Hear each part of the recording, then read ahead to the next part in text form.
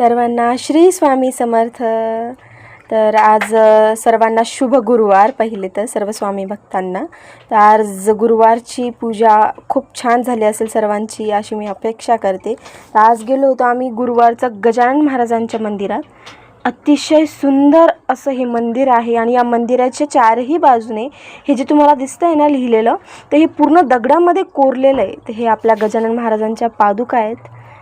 इथे आल्यावर असं मन अगदी प्रसन्न होतं। तुम्हालाही वाटत असेल ना प्रसन्न? तर म्हणजे जेवढं वाटतं हे प्रसन्न तेवढं मी कॅप्चर देखील करू शकत नाही।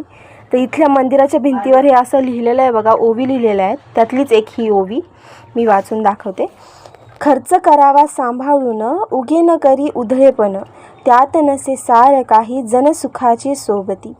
निर्वाणिया श्रीपती त्याची सदैव करी भक्ती, तो न उपे श्री सदा कदा तुला, संकट आला कोणावर, कोणी साठवपण करणार एका ईश्वरा वाचून।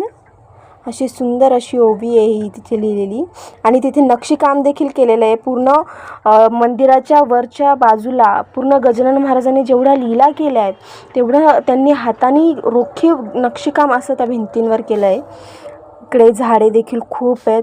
इतकं प्रसन्न वाटतं इकडे आल्यावर, असं वाटतं घरी जावंच नाही। तर तुम्हाला व्हिडिओ आवडला असेल तर नक्कीच लाईक शेअर सबस्क्राईब करा।